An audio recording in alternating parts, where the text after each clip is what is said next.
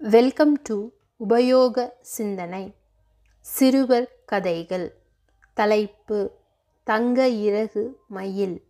வாங்க கதை கேட்கலாம். அந்த கிராமத்தில் மழை பெய்து வெகு நாட்கள் ஆகிவிட்டன. ஏழை விவசாயியான முத்துப்பாண்டி தன் சிறிய தோட்டத்தை நம்பியே வாழ்ந்திருந்தான்.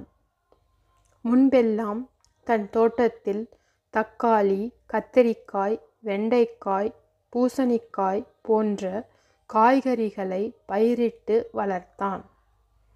விளைகின்ற காய்கறிகளை சந்தைக்கு கொண்டு சென்று விற்று வருவான். அதில் கிடைக்கும் போதிய வருமானத்தில் எளிமையாகவும் மகிழ்ச்சியாகவும் குடும்பம் நடத்தி வந்தான். ஆனால் சமீப காலமாக மழை பொய்த்து போனதால் முத்துப்பாண்டியால் காய்கறிகளை விளைவிக்க இயலவில்லை. என்ன செய்வது என்று யோசித்து கொண்டிருந்தான் முத்துப்பாண்டி. பல ஆண்டுகளுக்கு முன்பும் இதுபோல மழை பெய்யாமல் இருந்ததுண்டு. அப்போதெல்லாம் அவன்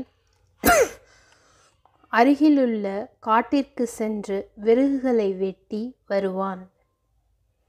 விறகு கட்டுகளை தன் தலையில் தூக்கி சுமந்து அருகிலுள்ள ஊர்களுக்கு சென்று விற்பான். அந்த வருமானத்தில் குடும்பத்தை நடத்துவான். ஆனால் இப்போதெல்லாம் விறகு வெட்ட இயலவில்லை. காரணம், மரங்களை வெட்டக்கூடாது என்று வன அதிகாரிகள் தடை செய்து விட்டனர். வருமானத்திற்கு என்ன செய்வதென்று தெரியாமல் முத்துப்பாண்டி தன் கிராமத்தின் எல்லையில் ஒரு மரத்தடியில் அமர்ந்து யோசித்து கொண்டிருந்தான். உழைக்க தெம்பிற்கு, என்ன வேலை செய்வது? என் திறமைக்கு ஏற்ற வேலை இன்னும் கிடைக்கவில்லையே. வேலைக்கு ஏற்ற சம்பளமும் போதவில்லையே. நான் என்னதான் செய்வது என்று மிகுந்த வருத்தத்துடன் கவலையாக அமர்ந்திருந்தான். திக்கற்றவர்களுக்கு ஈசனே துணை என்று கூறி அழ ஆரம்பித்தான். அப்போதுதான் அந்த அதிசயம் நிகழ்ந்தது. மரத்திற்கு அருகில் வந்த மயில் ஒன்று முத்துப்பாண்டியை ஏற இறங்க பார்த்தது. முத்துப்பாண்டியின் அருகில் வந்து நின்று கொண்டது. மயிலின் உடல் மற்ற மயில்களைப் போலவே இருந்தது. ஆனால் அதன் தோகை, இறகுகள் மட்டும் தங்க நிறத்தில் ஜொலித்தது. அதிசயமாய் காணப்பட்ட தங்க இறகுகள் கொண்ட மயிலை பார்த்தான் முத்துப்பாண்டி. மயில் முத்துப்பாண்டியை பார்த்து பேசத் தொடங்கியது. என்ன நண்பரே, கவலையோடு இருக்கிறீர்கள் என்று கேட்டது மயில். மழை பொய்த்து போனதையும் முன்பு போல தன்னால் காய்கறிகள் பயிரிட இயலாததையும் மயிலிடம் சொன்னான் முத்துப்பாண்டி. உடனே மயில், நண்பரே, மழை பெய்யாமல் போனதற்கு மனிதர்கள்தான் முக்கிய காரணம். மரங்களை வெட்டுகிறார்கள். புகை உமிழும் வாகனங்கள் பெருகிவிட்டன. பூமியின் வெப்பம் உயர்ந்துவிட்டது. எனவே மழை குறைந்து விட்டது. இனியேனும் மரங்களை நட்டு வளருங்கள். பூமியையும் காற்றையும் மாசுபடுத்தாதீர்கள். இல்லையேல் தண்ணீர் பஞ்சம், உணவு பற்றாக்குறை ஏற்பட்டுவிடும். அனைவரும் பாதிக்கப்படுவோம் என்று சொன்ன மயில் முத்துப்பாண்டிக்கு உதவுவதாகவும் சொன்னது. அது முத்துப்பாண்டியிடம், நண்பரே, நான் உங்களுக்கு போதிய தங்க இறகுகள் தருகிறேன் என்றது. மயில் சொன்னதை கேட்டு முத்துப்பாண்டி மகிழ்ந்தான். அவன் உடனே தன் தலையில் கட்டியிருந்த துண்டை எடுத்து விரித்தான்.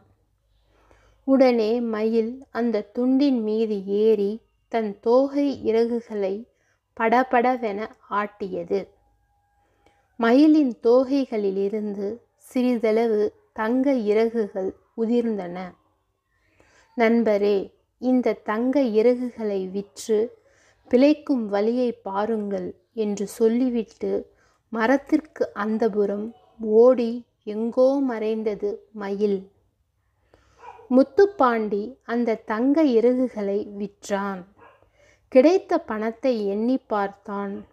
அட, இந்த பணம் 1 மாத செலவிற்கு போதுமே என்று அவன் மனம் மகிழ்ந்தது.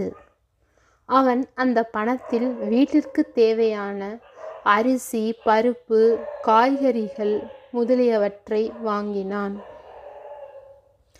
அன்றிலிருந்து அவன் வேலை எதுவும் செய்வதில்லை. பணம் தீர்ந்ததும் அந்த ஊர்கோடி மரத்தடிக்கு சென்று அமர்ந்திருந்தான். முன்பு போலவே கடவுளை நினைத்து புலம்பினான். அந்த தங்கத் தோகை இறகு கொண்ட மயிலும் வந்தது. அவன் மயிலிடம் மீண்டும் தன் சோகக் கதையை சொன்னான்.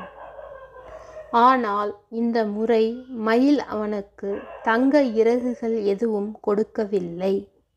மாறாக மயில், நண்பரே, உலகிலுள்ள அனைத்து உயிர்களுமே உழைத்துத்தான் உணவை தேடிக்கொள்கின்றன. நான் 1 மாத செலவுக்கான தங்க இறகுகள் கொடுத்தது அதை விற்று உண்பதற்கு அல்ல, நீ உழைத்து பிழைக்க ஏதேனும் உதவியாக இருக்கட்டுமே என்றுதான் தந்தேன். ஆனால் நீயோ பணம் கையில் கிடைத்ததும் சோம்பேறியாக உட்கார்ந்து விட்டாய். அதனால் இனி என்னால் உனக்கு உதவ முடியாது என்று சொல்லிவிட்டு போய்விட்டது.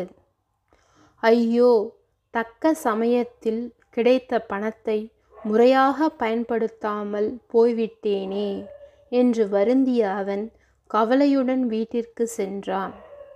வீட்டிற்கு சென்ற அவனுக்கு ஓர் ஆச்சரியம் காத்திருந்தது. வீட்டின் வாசலில் தங்க மயில் இறகுகள் சிதறி கிடந்தது. எல்லாம் மயிலின் செயல்தான்.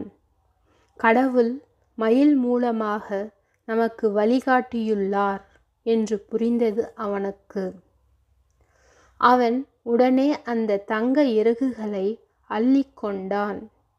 அவற்றை தங்க நகைக்கடையில் விற்று பணமாக்கி சந்தைக்கு சென்று கொஞ்சம் காய்கறிகளை வாங்கி கொண்டான். அதை வீடு வீடாக சென்று சிறிதளவு லாபம் வைத்து விற்கத் தொடங்கினான். இதையெல்லாம் தூரத்திலிருந்து கவனித்து கொண்டிருந்த தங்க இறகு மயிலும் இனி அவன் பிழைத்து கொள்வான் என்ற நம்பிக்கையில் அந்த இடம் விட்டு நகர்ந்தது. எத்தனை உதவிகள் கிடைத்தாலும் நம் உழைப்பை கைவிட்டு விடக்கூடாது. உதவிகளை தேடாமல் உழைப்பை தேடு.